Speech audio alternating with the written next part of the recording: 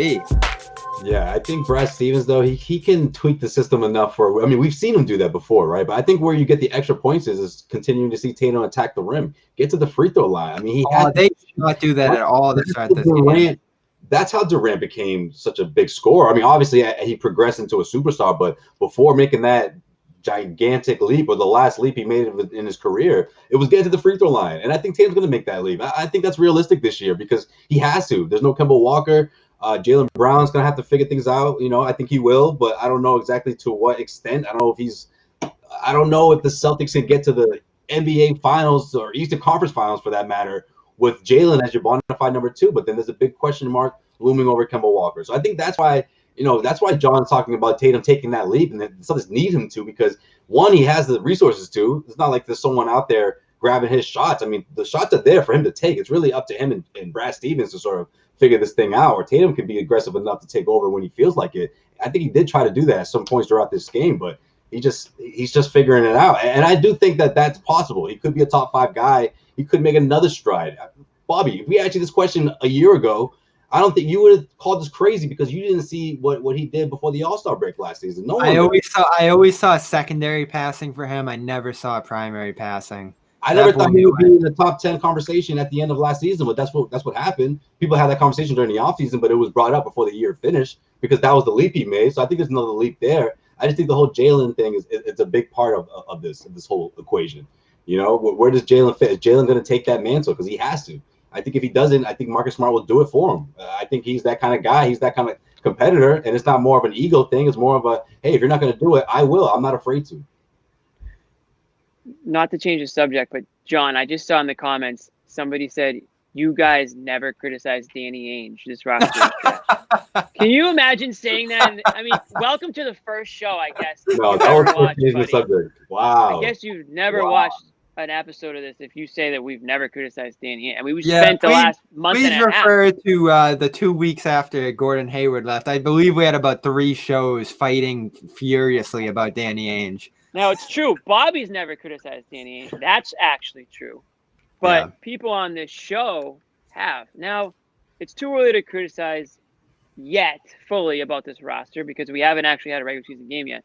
But trust me, if criticizing is warranted, it will occur on this show because this roster nobody's safe. This roster nobody's in large safe unless you earn the right to be safe. I'm glad you bring this up, Jimmy, because this is a good point out of tonight too. John opened it up saying that there were no positives tonight, and such a big reason for that is it feels like there's so many empty projects on the team at this point, down on the bottom tier of the roster.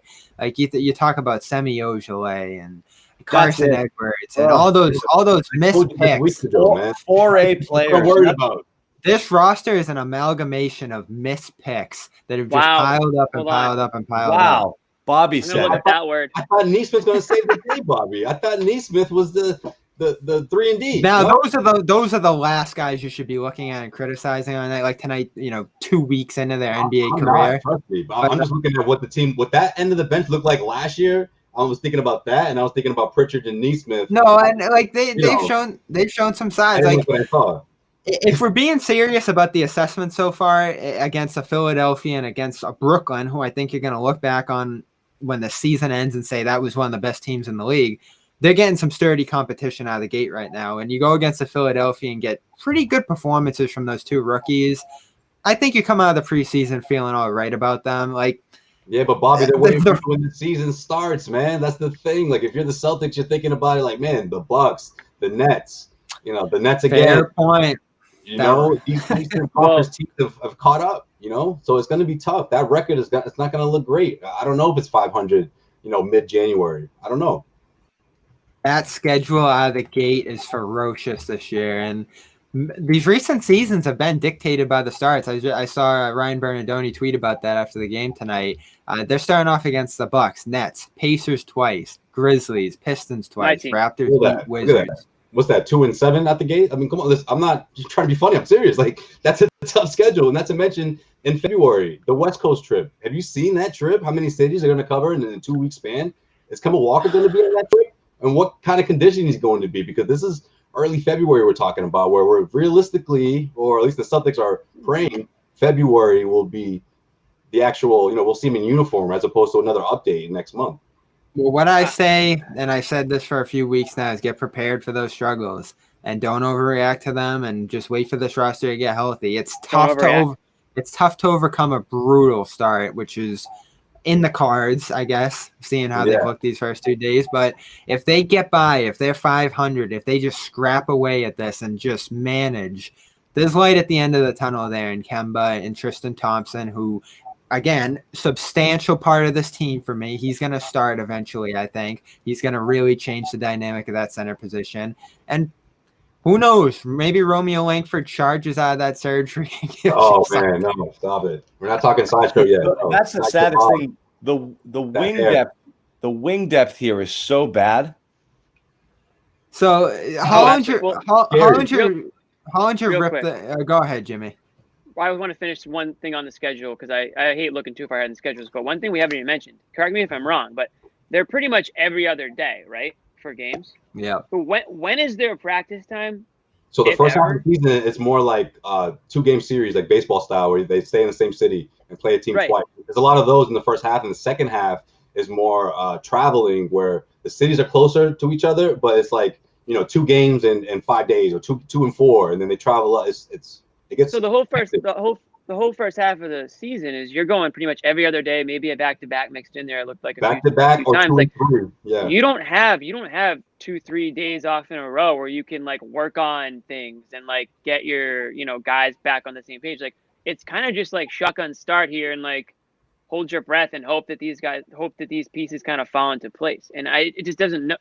It's hard when your 2 best players are 22, 23 years old, as opposed to like the Nets. We'll use them as an example because we just played them.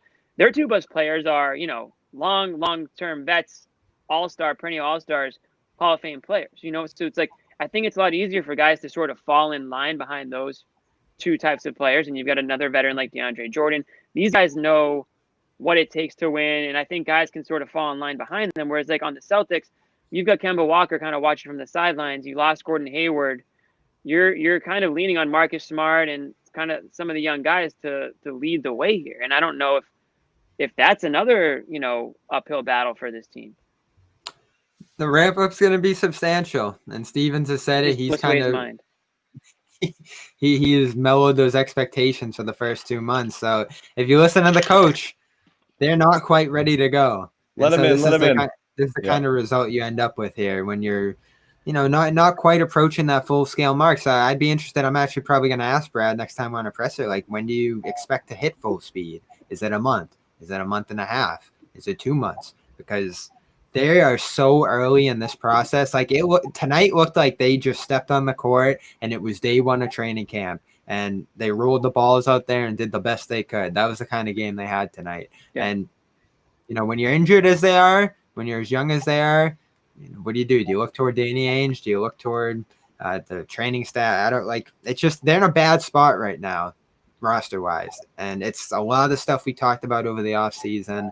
It's some bad luck in Tristan Thompson's case. So it's going to be tough here. Now, it is preseason. How many guys just actually start throttling when we get into these early games? I guess we're going to actually have to see a real game first to kind of judge this team for real. But the early returns aren't great. Nope.